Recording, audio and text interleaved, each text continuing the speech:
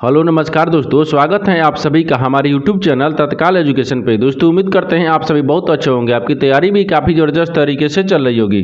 दोस्तों आज हम आप लोगों के लिए रीजनिंग के 12 अति महत्वपूर्ण प्रश्न के बारे में इस वीडियो में बताएंगे, जो सभी परीक्षाओं के लिए बहुत महत्वपूर्ण प्रश्न होने वाले हैं। आप किसी भी गवर्नमेंट एग्जाम की तैयारी कर रहे हैं, इस टाइप के प्रश्न हमेशा पेपर में देखने को मिलेंगे। दोस्तों ये पार्ट नंबर कौन सा 123 है या पार्ट नंबर 122 नहीं देखें तो आप वीडियो सेक्शन में जाके देख सकते हैं। चलो दोस्तों पहला प्रश्न देख लेते हैं।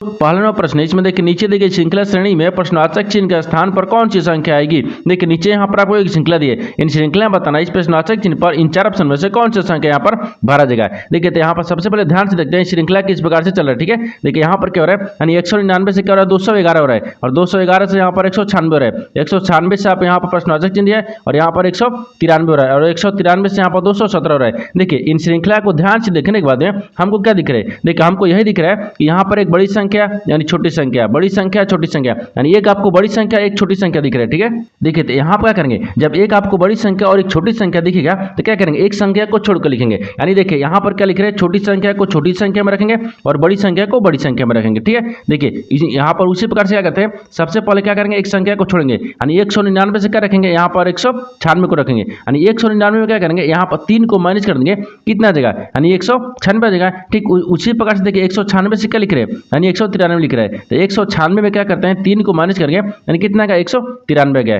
ठीक उसी प्रकार से अब अगला तो जाएगा ना, क्योंकि एक संख्या को हमको छोड़ना होगा।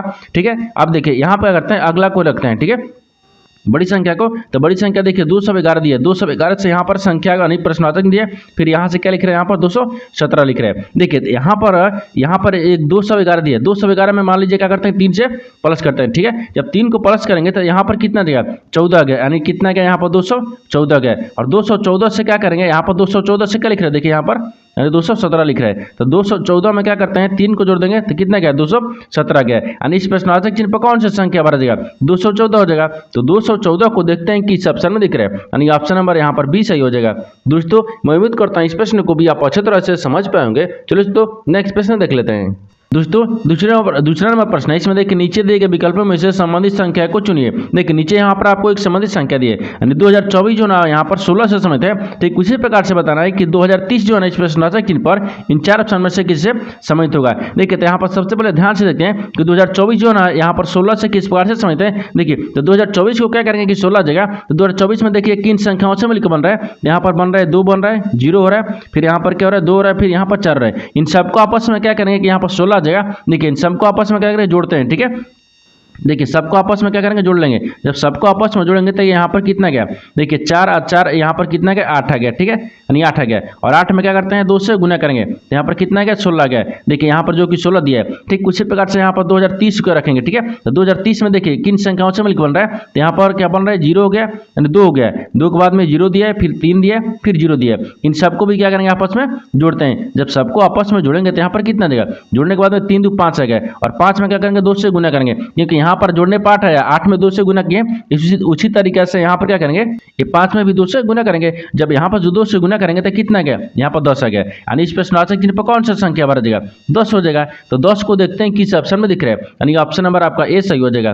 दोस्तों मैं उम्मीद करता हूँ इस प्रश्न को भी आप अच्छी तरह से समझ पाएंगे। चलो दोस्तों नेक्स्ट प्रश्न देख लेते हैं। दोस्तों तीसरा प्रश्न है, इसमें देखिए उपयुक्त व्यवस्था में कितनी ऐसी संख्या हैं जिनके तुरंत पहले एक व्यंजन है लेकिन तुरंत बाद एक व्यंजन नहीं है। देखिए यहाँ पर सबसे पहले प्रश्न समझिए इसमें बोल कर। ठीक है, देखिए यहाँ पर क्या बोल रहे हैं, नीचे आपको क्या दे एक व्यवस्था दी है, देखिए यहाँ पर आपको क्या दे एक व्यवस्था दी है। इस व्यवस्था में पूछा है उपयुक्त व्यवस्था में कितनी ऐसी संख्या है, इसमें बताना क्या है कि ऐसी कितनी संख्या है जिनके तुरंत पहले एक व्यंजन है लेकिन तुरंत बाद एक व्यंजन नहीं है। देखिए तो यहाँ पर क्या करिएगा, वीडियो को रोककर खुद अपने आप से बनाने का कोशिश करिएगा, और 12 प्रश्न में से आपने कितने प्रश्न सही किए हैं वीडियो को लास्ट में कमेंट में जरूर बताइएगा। और इस चैनल पर पहली बार आए तो चैनल को सब्सक्राइब कर बेल आइकन घंटी को प्रेस जरूर कर लीजिएगा, क्योंकि सबसे पहले इस तरह क्लास आपको मिलता रहे। देखिए तो यहाँ पर सबसे पहले ध्यान से देखिए ये क्या बोल रहा है, यहाँ पर ध्यान से देखिए बोल रहा है कि उपयुक्त व्यवस्था में ऐसे कितने संख्या है। ठीक है, देखिए तो यहाँ बताना है कैसे कितने संख्या है, तो यहाँ पर संख्या को लिखेंगे ये संख्या है। ठीक है, संख्या है, यहाँ पर संख्या है, और बोल रहा है कि जिनके तुरंत पहले एक व्यंजन है, तुरंत पहले एक क्या है यहाँ पर व्यंजन है। ठीक है, यानी व्यंजन का मतलब समझ रहे हैं ना, व्यंजन यानी अक्षर को बोल रहा है। ठीक है, यहाँ पर ये व्यंजन हो गया, ठीक है, व्यंजन है। और आगे क्या बोल रहा है, लेकिन तुरंत बाद एक व्यंजन नहीं है। क्या बोल रहा है, एक तुरंत बाद व्यंजन नहीं है, यानी इसका मतलब कर रहा है कि यहाँ पर व्यंजन को नहीं होना चाहिए, ठीक है, ये व्यंजन नहीं होना चाहिए, यानी हमको इस बताना है। देखिए यहाँ पर एक व्यवस्था दी है, इस व्यवस्था में क्या करेंगे, हमको ऐसी एक संख्या ज्ञात करना है जो कि जिसके पहले क्या एक व्यंजन है, बाद में व्यंजन नहीं है। देखिए यहाँ पर 3 दिख रहा है, ठीक है, देखिए यहाँ पर 3 दिख रहा है जो संख्या है, उसके पहले देखिए एक व्यंजन दिख रहा है, लेकिन बाद में भी आपको व्यंजन दिख रहा है, आर दिख रहा है तो व्यंजन है, इसका मतलब क्या हो जाए, ये नहीं होगा, ठीक है। दूसरा देखिए, दूसरा इसमें क्या दिख रहा है, देखिए यहाँ पर 3 दिख रहा है, 3 के पहले देखिए व्यंजन दिख रहा है, उसके बाद भी व्यंजन दिख रहा है। हमको पहले व्यंजन लाना है, लेकिन यहाँ पर बाद में व्यंजन नहीं रखना है, क्योंकि आपको सवाल पूछा है, ठीक है। आप देखिए यहाँ पर क्या दिख रहा है, देखिए 5 दिख रहा है, 5 के पहले ई दिख रहा है, ये व्यंजन हो गया। 5 के बाद भी क्या दिख रहा है, एक्स दिख रहा है, ये व्यंजन हो गया। आपको इस नहीं लेना है, ठीक है, क्योंकि हमको खाली आपको आगे के लेना है। उसी प्रकार से देखिए 1 दिख रहा है, 1 में क्या दिख रहा है, 1 यहाँ पर क्या दिख रहा है, 1 के पहले क्या दिख रहा है, व्यंजन दिख रहा है, यहाँ पर देखिए व्यंजन दिख रहा है, 1 के पहले व्यंजन दिख रहा है, 1 के बाद में देखिए हच दिख रहा है, ये आपको क्या दिख रहा है, चीन दिख रहा है, ठीक है, ये आपको क्या दिख रहा है, यही आपको हो जाएगा। तो आपसे सवाल भी वही पूछा है कि जिन के देखिए यहाँ पर एक बताना है कि एक कौन सी संख्या है जिसके पहले व्यंजन होना चाहिए और बाद में व्यंजन नहीं होना चाहिए। तो यहाँ पर एक ऐसी संख्या है जो कि यहाँ पर देखिए 1 हो गया। 1 को देखते हैं किस ऑप्शन में दिख रहा है, तो ऑप्शन नंबर कौन सा हो जाएगा, ऑप्शन नंबर यहाँ पर बी सही हो जाएगा। दोस्तों मैं उम्मीद करता हूँ इस प्रश्न को भी आप अच्छी तरह से समझ पाएंगे। तो दोस्तों नेक्स्ट प्रश्न देख लेते हैं। दोस्तों 4 नंबर प्रश्न है, इसमें देखिए जब दर्पण रेखा यानी एमएन पर रखा जाए तो निम्न आकृति का प्रतिबिंब कैसा होगा। देखिए यहाँ पर सबसे पहले प्रश्न समझिए से बोल कर, ठीक है। देखिए यहाँ पर क्या बोल रहा है कि नीचे यहाँ पर आपको क्या दे, एक आकृति दिया है, ठीक है। इस आकृति को जो हम दर्पण में देखेंगे, ये दर्पण में किस प्रकार से दिखेगा आपको इसी को बताना है, ठीक है। अब देखिए तो सबसे पहले यहाँ पर एमएन एक दर्पण है, इस दर्पण में रखेंगे तो देखिए ये किस प्रकार से दिख रहा है, यहाँ पर एक दर्पण रखा है। तो इस आकृति को क्या करेंगे, इस आकृति को ध्यान से देखें कि दर्पण में किस प्रकार से दिखेगा। देखिए जब इस 4 को यहाँ पर 4 को देखेंगे तो किस प्रकार से दर्पण में देखेंगे तो इस प्रकार से दिखेगा। उसके पास देखिए एच दिख रहा है, अगर एच को क्या करेंगे, अगर दर्पण में देखेंगे तो इस प्रकार से दिख जाएगा। यहाँ पर क्या दिख रहा है, डी दिख रहा है, अगर डी को क्या करते हैं दर्पण में देखेंगे यहाँ पर बी तरफ दिखेगा। टी को तो आपको उसी प्रकार से टी दिखेगा, ठीक है। यहाँ पर आर भी उसी प्रकार से दिखेगा और 2 को देखिए आपको इस प्रकार से दिख जाएगा, ठीक है। 2 इस प्रकार से हो जाएगा, यहाँ पर थोड़ा सा यानी इधर हो जाएगा, ठीक है। 2 दिखेगा और 2 के बाद में हो गया डब्ल्यू, डब्ल्यू आपको इसी प्रकार से दिखेगा। यू भी आपको क्या दिखेगा, उसी प्रकार से दिख जाएगा। और यहाँ पर देखिए यू आपको इस प्रकार से आ जाएगा, यानी यहाँ पर इधर आ गया। और जी आपको देखिए यहाँ पर जी आपको इस प्रकार से आ जाएगा, ठीक है। देखिए यहाँ पर आपको सवाल वही पूछा है कि जब इस आकृति को हम जब दर्पण में देखेंगे ना, ये किस प्रकार से आप दर्पण में दिखेगा आपको इसी को बताना है। देखिए इस आकृति को जो हम दर्पण में देखेंगे तो इस तरह से दिखेगा। इस तरह का आकृति देखते हैं किस ऑप्शन में दिख रहा है। देखिए यहाँ पर क्या होना चाहिए 4, यानी जी देखिए इसमें दिख रहा है, सब ठीक दिख रहा है। देखिए यहाँ पर क्या दिख रहा है, एच देखिए, यहाँ पर बी और इसको देखिए क्या दिख रहा है, नहीं हो रहा है आपको, ऑप्शन ए नहीं होगा। ऑप्शन बी को देखिए, ऑप्शन बी में सब दिख रहा है, लेकिन टी देखिए यहाँ पर नीचे की तरफ दे दिया, ठीक है, ये भी नहीं होगा। उसी प्रकार से देखिए यहाँ पर 4 दिए, एच दिए, टी दिए, आर दिए, डब्ल्यू दिया और एन दिया, एन देखिए यहाँ पर ई आना चाहिए तो एन लिख दिया है, ठीक है। यानी ऑप्शन नंबर सी नहीं होगा, यानी ऑप्शन नंबर डी हो जाएगा, क्योंकि यहाँ पर सब दिख रहा है, यानी ऑप्शन नंबर आपका डी सही हो जाएगा। दोस्तों मैं उम्मीद करता हूँ इस प्रश्न को भी आप अच्छी तरह से समझ पाएंगे। तो दोस्तों नेक्स्ट प्रश्न देख लेते हैं। 5वां प्रश्न है, इसमें देखिए उस सही विकल्प का चयन करें जो नीचे दिए गए शब्दों को एक तार्किक और अर्थपूर्ण यानी क्रम में दर्शाया है। देखिए यहाँ पर सबसे पहले प्रश्न समझिए बोल कर, ठीक है। देखिए यहाँ पर क्या बोल रहा है कि नीचे यहाँ पर आपको 5 शब्द है, ये 5 शब्द को बताना है कि तार्किक एवं अर्थपूर्ण क्रम में इसको सजाना है। यानी तार्किक और अर्थपूर्ण के मतलब क्या हो गया, यहाँ पर सार्थक क्रम में सजाना है। सार्थक का मतलब क्या होगा कि यहाँ पर सबसे बढ़ते क्रम में चलेंगे, यानी सबसे पहला उसके बाद होना चाहिए। तो सबसे पहले यहाँ पर देखते हैं कि 5 शब्द में वो कौन कौन सा शब्द दिया है। देखिए यहाँ पर क्रोड़ दिया है, यहाँ पर वायुमंडल दिया है, यहाँ पर ब्रह्मांड दिया है, सतह दिया है, आकाश गंगा दिया है। तो सबसे पहले क्या करते हैं, इसमें ध्यान से देखेंगे, यानी सार्थक का मतलब सबसे पहला कौन सा होगा। देखिए 5 शब्द को ध्यान से पढ़ने के बाद में हमको सबसे पहले क्या आएगा, तो सबसे पहले यहाँ पर क्रोड़ होगा, ठीक है। क्रोड़ कितने पद दिया है, 1 पद दिया है। क्रोड़ के बाद में यहाँ पर सतह हो जाएगा, सतह कितने पद दिया है, 4 पद दिया है। और सतह के बाद में यहाँ पर क्या हो जाएगा, वायुमंडल हो गया, वायुमंडल आपको 2 पद दिया है, ठीक है, 2 पद दिया है। उसके बाद में यहाँ पर क्या हो जाएगा, आकाश गंगा हो गया, ठीक है, आकाश गंगा यहाँ पर 5 पद दिया है, तो यहाँ पर 5 रखेंगे। फिर इसके बाद में क्या दिया, ब्रह्मांड दिया, तो ब्रह्मांड कितने पद दिया, 3 पद दिया है। देखिए ये 5 शब्द को आपको सार्थक क्रम में सजा दिया, यानी तार्किक और अर्थपूर्ण क्रम में सजा दिए। सजाएं किस प्रकार से है, यहाँ पर क्या दिख रहा है, तो सबसे पहले यहाँ पर क्या है, क्रूड होगा, क्रूड के बाद में सतह आ जाएगा, सतह के बाद में वायुमंडल हो गया, वायुमंडल के बाद में आकाश होगा और यहाँ पर ब्रह्मांड हो गया। देखिए यहाँ पर 14,253 दिख रहा है, तो 14,253 को देखते हैं किस ऑप्शन में दिख रहा है, यानी 14,253 ऑप्शन नंबर किस में दिख रहा है, तो ऑप्शन नंबर आपका बी में दिख रहा है। ऑप्शन नंबर बी आपका सही हो जाएगा। दोस्तों मैं उम्मीद करता हूँ इस प्रश्न को भी आप अच्छी तरह से समझ पाएंगे। चलो दोस्तों नेक्स्ट प्रश्न देख लेते हैं।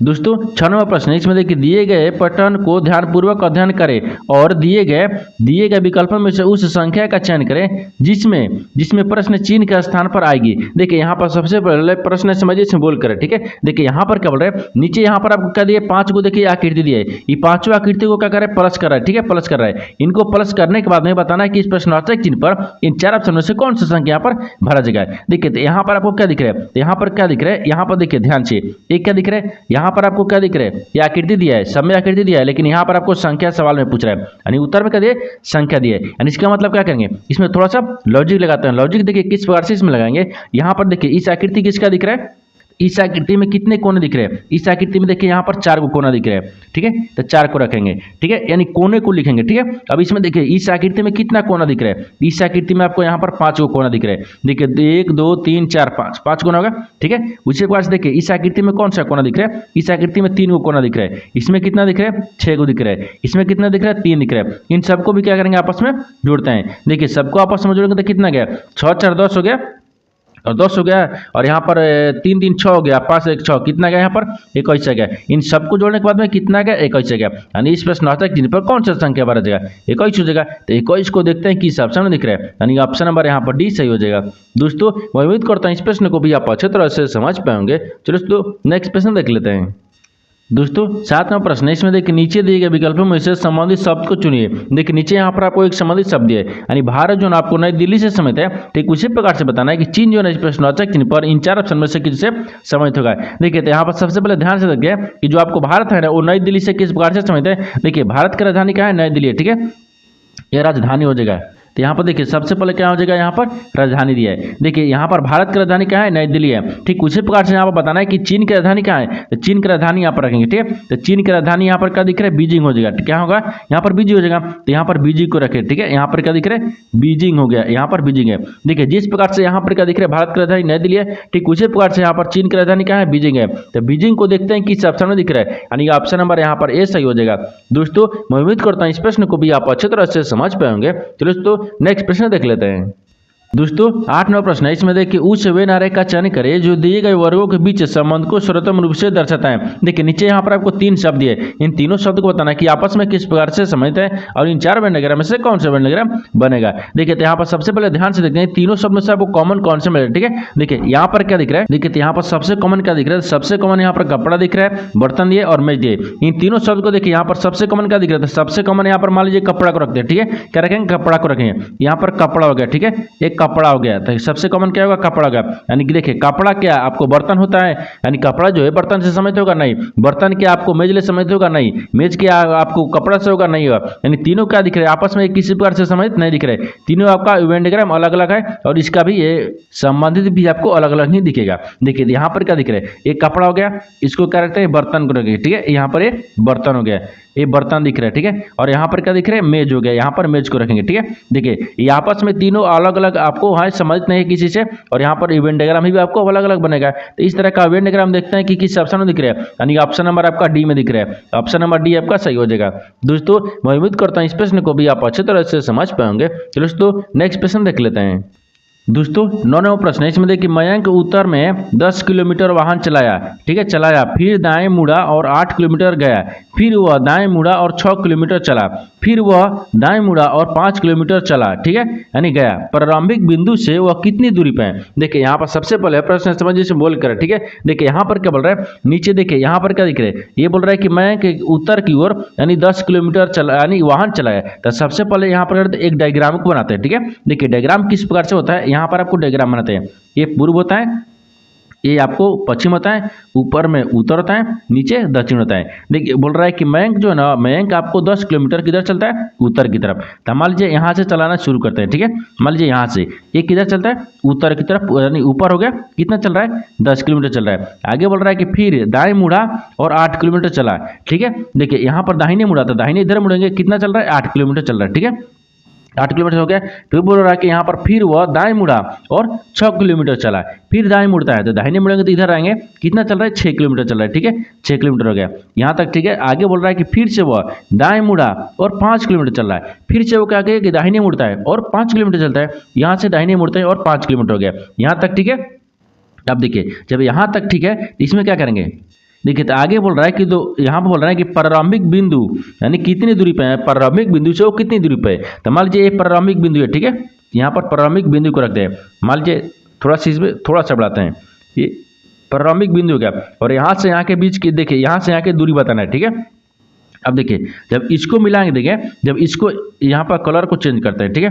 देखिए यहाँ पर जब इसको मिला देंगे, ये कितना दिख रहा है, क्योंकि यहाँ से देखिए यहाँ से आपको क्या दिख रहा है, ये टोटल कितना दिख रहा है, 8 किलोमीटर दिख रहा है। तो यहाँ पर जब टोटल 8 किलोमीटर दिख रहा है, इसमें क्या करेंगे, ये आपको 5 आया था, देखिए यहाँ पर देखिए कि 5 किलोमीटर आया, तो यहाँ पर कितना बच गया, ये 3 बच गया। और यहाँ पर देखिए ये टोटल कितना आया था, 10 किलोमीटर था। तो 10 किलोमीटर में देखिए यहाँ तक आपको 6 किलोमीटर आ गया। तो जब 6 किलोमीटर आ गया तो कितना बचा, 4 किलोमीटर बचा, यहाँ पर 4 हो गया। और यहाँ से यहाँ के बीच की दूरी ज्ञात करें, ठीक है। देखिए तो यहाँ पर क्या लिखा है, इसका दूरी ज्ञात करना है। यहाँ पर देखिए 3 दे दिया है, यहाँ पर आपका दिया है 4 दिया है। जब यहाँ पर दूरी 4 और 3 दे दिया है तो क्या करेंगे, देखिए यहाँ पर 4 का स्क्वायर करेंगे और यहाँ पर 3 का स्क्वायर करेंगे, ठीक है। 4 का और 3 का स्क्वायर करेंगे तो यहाँ पर कितना का, 4 का 16 हो गया, यहाँ पर तितली का 9 हो गया। इन दोनों को आपस में क्या करेंगे, यानी जोड़ेंगे। और जोड़ने के बाद में कितना का, यहाँ पर 25 है, ठीक है। 25 है, तो 25 का वर्गमूल कितना होता है, 5 होता है। यहाँ पर 5 किलोमीटर हो गया। तो यहाँ पर वही बोल रहा है कि प्रारंभिक बिंदु से वो कितनी दूरी पे है, तो यहाँ पर ये 5 किलोमीटर हो गया, ठीक है। ये 5 किलोमीटर हो जाएगा। तो 5 किलोमीटर को देखते हैं किस ऑप्शन में दिख रहा है, यानी ऑप्शन नंबर आपका ये सही हो जाएगा। दोस्तों मैं उम्मीद करता हूँ इस प्रश्न को भी आप अच्छी तरह से समझ पाएंगे। तो दोस्तों नेक्स्ट प्रश्न देख लेते हैं। दोस्तों 10वां प्रश्न है, इसमें देखिए दिए गए विकल्पों में से वो आकृति चुने जो नीचे दिए गए पैटर्न को पूरा करती हो। देखिए यहाँ पर सबसे पहले प्रश्न समझिए, सिंबल करें, ठीक है। देखिए यहाँ पर क्या बोल रहे हैं, नीचे यहाँ पर आपको आकृति दिया है, इन आकृति में बताना है कि इस प्रश्नवाचक चिन्ह पर इन 4 ऑप्शन में से कौन सी आकृति यहाँ पर भरा जाएगा। देखिए तो यहाँ पर सबसे पहले ध्यान से देखते हैं कि जो आकृति का पैटर्न है ना, वो किस प्रकार से चल रहा है, ठीक है। देखिए तो किस प्रकार से चलेगा, देखिए यहाँ से क्या करेंगे, यहाँ से आपको इसको उठाते हैं, ठीक है। यहाँ पर इधर चलेंगे, फिर इसको क्या करेंगे, इसमें मिला देंगे, हो गया। देखिए यहाँ से क्या करेंगे, थोड़ा सा इसमें मिला देंगे। अब इसके बाद में देखिए यहाँ पर क्या दिख रहा है, इसको इधर रखेंगे और यहाँ पर इधर रखेंगे। देखिए इस तरह का आकृति है ना, इस तरह का आकृति को देखिए किस तरह से चल रहा है, क्योंकि इस तरह का पैटर्न हो गया। इस तरह का आकृति किस ऑप्शन में दिख रहा है, इस तरह का आकृति देखिए ए में दिख रहा है, ये नहीं दिख रहा है, क्योंकि देखिए ई वाला क्या है, यहाँ पर दे दिया है, ठीक है। ऑप्शन ए नहीं होगा। ऑप्शन बी को देखिए, ऑप्शन बी में देखिए आपको इधर से दिया है, ठीक है, ये भी नहीं होगा। ऑप्शन बी नहीं होगा। ऑप्शन सी में आपको देखिए इधर से दे दिया है, ये भी नहीं होगा, ठीक है, यानी ऑप्शन सी नहीं हुआ। तो ऑप्शन डी सही हो जाएगा, क्योंकि देखिए यहाँ पर आपको इधर दिया, इधर दिया, ये भी आपको इधर दिया, ठीक है, यानी ऑप्शन नंबर क्या हो जाएगा, ऑप्शन नंबर यहाँ पर डी सही हो जाएगा। दोस्तों मैं उम्मीद करता हूँ इस प्रश्न को भी आप अच्छी तरह से समझ पाएंगे। तो दोस्तों नेक्स्ट प्रश्न देख लेते हैं। दोस्तों 11वां प्रश्न है, इसमें देखिए प्रश्न आकृति के टुकड़ों यानी टुकड़ों से कौन सी आकृति बनाई जा सकती है। देखिए यहाँ पर सबसे पहले प्रश्न समझिए, इसमें बोल कर, ठीक है। देखिए यहाँ पर क्या बोल रहा है, ये प्रश्न आकृति दिया है, ये प्रश्न आकृति दिया है, ये यहाँ पर आपको उत्तर आकृति है। ये प्रश्न आकृति में बताना है कि यहाँ पर आपको 4 टुकड़ा दिया, ठीक है। इन चारों टुकड़ा से मिलाकर इन उत्तर आकृति में से कौन सा आकृति बनाया जा सकता है, आपको इसी को बताना है, ठीक है। देखिए तो सबसे पहले यहाँ पर देखते हैं कि जो प्रश्न आकृति चारों आकृति है ना, वो चारों टुकड़ों को देखते हैं किस प्रकार से आपको सेट करेंगे कि बनाया जा सकता है। देखिए तो सबसे पहले यहाँ पे अगर यहाँ पर इस ई वाला को मान लीजिए यहाँ पर रखते हैं, ठीक है, इसमें रख लेंगे। और ये जो आकृति दिख रहा है त्रिभुज, तो आपको त्रिभुज इसमें रख लेंगे। लेकिन ये वाला देखिए, ये वाला आपको कहाँ गया, ये वाला आपको पता नहीं चल रहा है कहाँ गया, यानी ये वाला को देखिए दोनों तरफ दिख रहा है, ये नहीं हो रहा है, यानी ये क्या होगा कि ऑप्शन ए आपको नहीं बना जा सकता, ठीक है। तो क्या करेंगे, ऑप्शन बी को देखेंगे, ठीक है। अब देखिए ऑप्शन है बी को देखेंगे।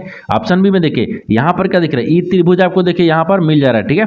और ई त्रिभुज आपको क्या दिख रहा है, यहाँ पर मिल जा रहा है। देखिए ई वाला त्रिभुज क्योंकि यहाँ पर छोटा लिखा है, ये आपको थोड़ा सा बड़ा कर दिया है। और ये देखिए आपको क्या दिख रहा है, यहाँ पर आय दिख रहा है, ये भी आपको देखिए यहाँ पर आय दिख रहा है। तो क्या हो गया, इन चारों टुकड़ा से मिलाकर ये ऑप्शन नंबर आपका बी आकृति बनाया जा सकता है, यानी ऑप्शन नंबर बी क्या हो जाएगा, ऑप्शन नंबर बी आपका सही हो जाएगा।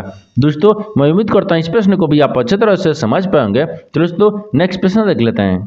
दोस्तों 12वां प्रश्न है, इसमें देखिए दी गई समीकरण को संतुलित करें तथा स्टार चिन्हों को प्रतिस्थापित करने के लिए गणितीय चिन्हों का सही समूह चुनिए। देखिए यहाँ पर सबसे पहले प्रश्न समझिए, इसमें बोल कर, ठीक है। देखिए यहाँ पर क्या बोल रहा है, नीचे यहाँ पर आपको एक समीकरण दिया है, इन समीकरण बताना क्या है कि स्टार के चिन्ह पर इन 4 ऑप्शन में से कौन सा चिन्ह को रखेंगे जो कि समीकरण सही बन जाएगा, यानी संतुलित होगा। तो सबसे पहले क्या करते हैं, चिन्ह को बदलते हैं। तो सबसे पहले यहाँ पर चिन्ह को बदलेंगे। तो चिन्ह को बदलने के लिए यहाँ पर मान लीजिए ऑप्शन ए को रखेंगे, यहाँ पर बराबर दिया है तो सबसे पहले तो बराबर आएगा, रही बराबर तो लास्ट में था ना, यानी ऑप्शन ए नहीं होगा, ठीक है।